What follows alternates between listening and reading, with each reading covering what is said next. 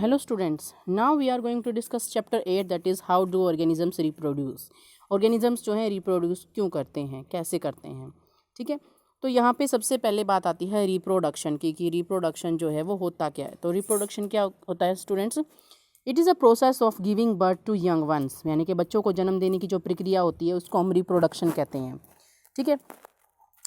तो reproduction, why reproduction is essential, first यही question arise होता है यहाँ से कि reproduction is why reproduction is necessary, ज़रूरी क्यों है?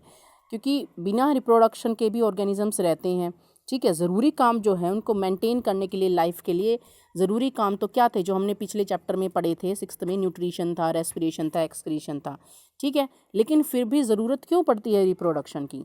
तो क्यों पड़ती है students? For the continuity of the species, ठीक है। मतलब कंटिन्यूटी बनाए रखने के लिए, निरंतरता बनाए रखने के लिए, उस एक स्पेशल स्पीसीज़ के एग्जिस्टेंस के लिए, ठीक है। तो उसके लिए हमें रिप्रोडक्शन की ज़रूरत होती है, ठीक है। अब जैसे टाइगर्स हैं, अगर टाइगर्स रिप्रोड्यूस ही नहीं करेंगे, आगे बच्चों को जन्म ही नहीं देंगे, तो टाइगर्स ख़त्म होते जाएंगे और उनका जो अस्तित्व है, एग्जिस्टेंस जो है अर्थ पे, वो ख़त्म हो जाएगा। तो उस एग्जिस्टेंस के लिए उनका रिप्रोडक्शन करना, रिप्रोड्यूस होना उनका बहुत ज़रूरी है। तो रिप्रोडक्शन क्यों ज़रूरी है? कंटिन्यूएशन ऑफ स्पीसीज़, ठीक है, स्पीसीज़ की जनरेशन टू जनरेशन आगे कंटिन्यूटी के लिए, ठीक है, एग्जिस्टेंस के लिए बहुत ज़रूरी है, ठीक है। तो ये हमारा क्वेश्चन जो है हो गया यहाँ से, ठीक है। तो ठीक है, सो create new individuals look like, ठीक है, सो इसलिए बहुत ज़रूरी है। नेक्स्ट हमारा टॉपिक आता है कि do organisms create exact copies, क्या जो ऑर्गेनिजम्स होते हैं एग्जैक्ट कॉपीज़ होते हैं? तो एग्जैक्ट भी होते हैं और थोड़े बहुत मिलते जुलते भी होते हैं, सिमिलर भी होते हैं। जैसे कैट का जो बेबी होगा वो कैट की ही तरह दिखेगा, लेकिन एग्जैक्ट वैसा ही हो ज़रूरी नहीं है।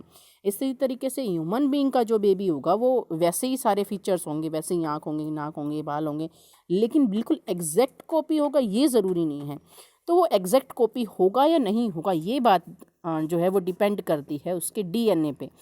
तो हमने 9th में पढ़ा था कि क्रोमोसोम्स इन द न्यूक्लियस, यहाँ है, chromosomes in the nucleus of a cell contain information for inheritance of features from parents to next generation in the form of DNA molecules. यानी कि न्यूक्लियस जो होती है, जो पार्ट है सेल का, हर एक सेल के अंदर, हमारी बॉडी या किसी भी ऑर्गेनिज्म की जो बॉडी है वो बहुत सारे सेल्स से मिलकर बनी है। तो सेल्स के अंदर न्यूक्लियस होती है, न्यूक्लियस में क्रोमोसोम्स हैं। तो वो क्रोमोसोम्स में इंफॉर्मेशन होती है जो एक जनरेशन से दूसरे जनरेशन में ट्रांसफ़र होती रहती है। जैसे ह्यूमन जो थे, ह्यूमंस का जो डीएनए है वो आगे आगे आगे आगे जनरेशन टू जनरेशन ट्रांसफ़र होता रहता है। तो वो इन्फॉर्मेशन ट्रांसफ़र होती रहती है, वो करैक्टर्स आते रहते हैं वैसे के वैसे ही, ठीक है। कैसे फीचर्स होंगे वो डीएनए में होता है सब कुछ, ठीक है। तो डायनासोर्स जो थे पहले थे, तो उनका कैसे पता चला? उनके डीएनए से ही, उनकी हड्डियाँ मिली हैं या कुछ अवशेष मिले हैं उनके, तो उनसे उनमें उनका डीएनए था, तो उस डीएनए से वो इन्फॉर्मेशन मिली है कि उनका स्ट्रक्चर ऐसा होगा, ठीक है।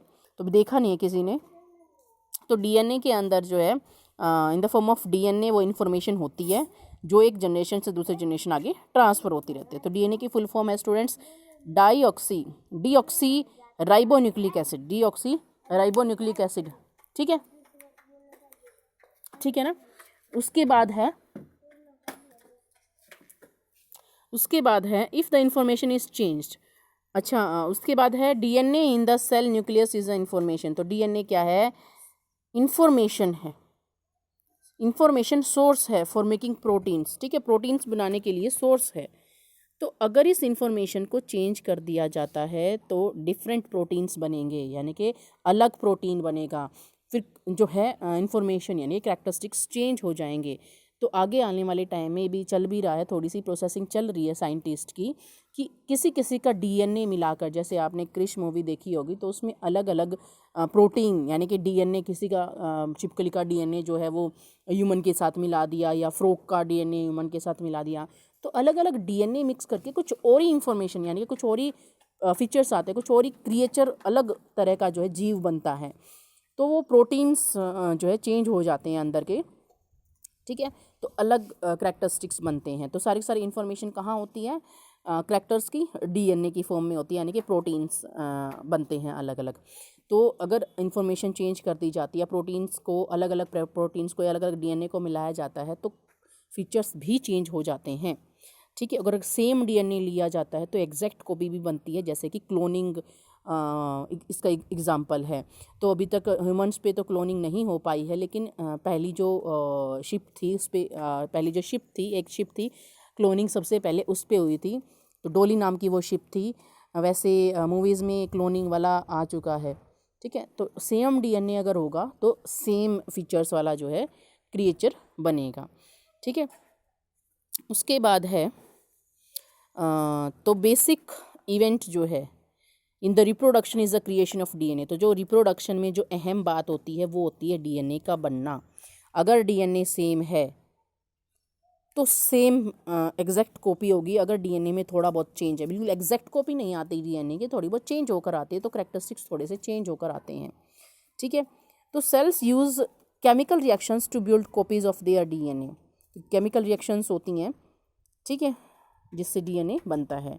तो these creates 2 copies of the DNA in reproducing cell. 2 copies बनती हैं डीएनए की, and they will need to be separate from each other. उनको अलग अलग होना होता है, और एक कॉपी ओरिजिनल होती है, और फिर उसमें से simply pushing the other one out would not work. तो एक ओरिजिनल होती है, दूसरी काम नहीं करती, तो एक से जो है वो क्रिएट होता है क्रिएचर। ठीक है, because a copy pushed out would not have any organise cellular structure. क्योंकि वो जो कॉपी पुश्ड आउट हुई है, जो रह गई है, उसका कोई भी ऑर्गेनाइज सेलुलर स्ट्रक्चर नहीं होता है लाइफ मेंटेन करने के लिए।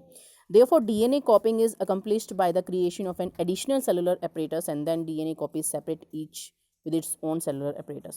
उसके बाद जो है अलग हो जाती हैं DNA copy. Cell divides to give rise to 2 cells. तो इस तरीके से जो एक सेल जो है 2 में डिवाइड हो जाता है, 2 अलग अलग न्यूक्लियस, 2 अलग अलग डीएनए बन जाते हैं। Therefore, 2 cells of course similar, 2 cells दोनों के दोनों सेल्स सिमिलर होते हैं, but are they likely to be absolutely identical, लेकिन मिलते जुलते होते हैं। The answer to this question will depend on how accurately the copying reactions involved occur. अब वो कितने एक्यूरेट होंगे, कितने आपस में मिलेंगे, वो डिपेंड करता है केमिकल्स रिएक्शंस पर डिपेंड करता है कि कितने मिलेंगे। So no biochemical reaction is copying the DNA. बिल्कुल एग्जैक्ट सेम नहीं हो सकते, थोड़ा बहुत वेरिएशन जो है वो ज़रूर होती है, और वेरिएशन होती है तो आगे जो है डीएनए थोड़ा चेंज होता रहता है। ठीक है, बिल्कुल आइडेंटिकल, बिल्कुल सेम नहीं हो सकता।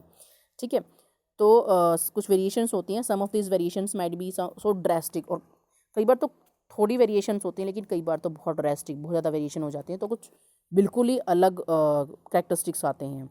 ठीक है, बिल्कुल चीज़ें नहीं मिलती हैं। Such a newborn cell will simply die, और बिल्कुल ही अगर ज़्यादा वेरिएशंस आ जाती हैं तो इस तरीके का बेबी मर भी जाता है। On the other hand there could still be many other variations in the DNA copies, और कुछ और भी वेरिएशंस हो जाती हैं। ठीक है, तो उसके कुछ ना कुछ अलग आउटकम आते हैं। जो सेल्स सर्वाइव कर जाते हैं वो रह जाते हैं, जो सर्वाइव नहीं कर पाते हैं वो मर जाते हैं। So this inbuilt tendency for variation, यानी कि चेंज होना, डीएनए में चेंज होना during reproduction is the basis of evolution. यही जो है बेसिस है, आधार है इवोल्यूशन का। इवोल्यूशन मतलब चेंजेस आना। अब डार्विन जो थे उन्होंने थ्योरी दी थी एक, तो इवोल्यूशन की थ्योरी थी उनकी। तो उन्होंने क्या कहा था कि ये जो जिराफ होते थे पहले, इनकी गर्दन इतनी लंबी नहीं होती थी, छोटी गर्दन होती थी, लेकिन जैसे जैसे वेरिएशन, पेड़ों में वेरिएशन होती गई, पेड़ लंबे होते गए, तो जो है अब पेड़ लंबे हो गए। ठीक है, तो पेड़ों के लंबे होने की वजह से उनको खाना खाने में दिक्कत हुई, पत्ते तोड़ने में दिक्कत हुई जिराफ वगैरह को। ठीक है, तो जिन्होंने संघर्ष किया, सरवाइव किया, पत्ते ऊंचे उठकर तोड़ने की कोशिश की, तो उन्होंने पत्ते तोड़ लिए, वो सरवाइव कर गए, वो रह गए। आगे आने वाली जनरेशन्स में उनमें थोड़ा सा डीएनए में चेंज आता गया, उनकी गर्दन लंबी होती गई। लेकिन जिन्होंने सरवाइव करने की कोशिश ही नहीं की, जिन्होंने सरवाइव नहीं किया, वो मर गए और ख़त्म हो गए, उनका एग्जिस्टेंस ख़त्म हो गया आगे। ठीक है, उनका डीएनए ऐसा ही रहा, वो उनको भोजन नहीं मिला, वो मर गए। और जिन्होंने सरवाइव किया, जिन्होंने कोशिश की, उन्होंने कोशिश की, तो आगे उनके डीएनए में चेंज होते चले गए, और ये आधार था इवोल्यूशन का, यानी कि डीएनए चेंज हुआ, उनकी कैरेक्टरिस्टिक्स में चेंज आया। ठीक है, आदि मानव था कुछ और, मतलब कद काठी जो थी वो अलग थी। ठीक है, डीएनए में चेंज आता चला गया। आज हम जो है पहले वाले जो आदि मानव थे उनसे थोड़े से डिफरेंट हैं, काफ़ी डिफरेंट है। ठीक है, तो ये क्या है, ये इवोल्यूशन है। यानी कि डीएनए में चेंज आना, डीएनए में चेंज आता है तो डीएनए में चेंज आना इज जो है बेसिस फॉर इवोल्यूशन, इवोल्यूशन का जो है वो आधार है, ठीक है। So the important of variation, अब क्या महत्व है इवोल्यूशन का या वेरिएशन का, सॉरी वेरिएशन का। So populations of organisms fill well defined places और नीचेस इन द इकोसिस्टम, मतलब इकोसिस्टम के अंदर हर एक ऑर्गेनिज्म की अपनी जगह है, ठीक है। जैसे स्नेक की अपनी जगह है, ह्यूमन बींग्स की अपनी जगह है, प्लांट्स की अपनी जगह, तो हर एक ऑर्गेनिज्म की अपनी अलग अलग जगह है। Using their ability to reproduce, उनकी रिप्रोडक्शन की एबिलिटी के आधार पर। The consistency of DNA copying during reproduction is important for the maintenance of body. तो डीएनए बना रहे या उसकी कॉपी होती रहे तो रिप्रोडक्शन के दौरान ये बहुत ज़रूरी है बॉडी डिज़ाइन को मेंटेन करने के लिए, ठीक है, कि डीएनए जो है वो वैसा वैसा वैसा वैसा चलता जाए, ठीक है। तो वो स्पीसीज़ जो है वैसी चलती जाएगी, ठीक है, मतलब आगे बढ़ती जाएगी, स्टेबिलिटी रहेगी स्पीसीज़ की, पॉपुलेशन की, ठीक है। बट जब डीएनए चेंज होता रहता है सम रीजंस की वजह से, जैसे टेम्परेचर्स वगैरह की वजह से या किसी और चीज़ की वजह से, तो एनवायरनमेंट में अगर चेंज आते हैं, वेरिएशंस आती हैं, तो डीएनए भी चेंज होना स्टार्ट कर देता है और फिर कुछ जो है चेंजेस आना स्टार्ट हो जाते हैं डीएनए में। तो कुछ जनरेशन्स जो हैं, कुछ स्पीसीज़ जो हैं वो मर जाती हैं और कुछ जो है सर्वाइव कर जाती हैं, वो रह जाती हैं, ठीक है। तो the populations could B wipe out, अगर चेंजेस होते हैं, बहुत ज़्यादा वेरिएशन आती हैं, ठीक है, तो कुछ populations could be wiped out, ख़त्म हो जाती हैं।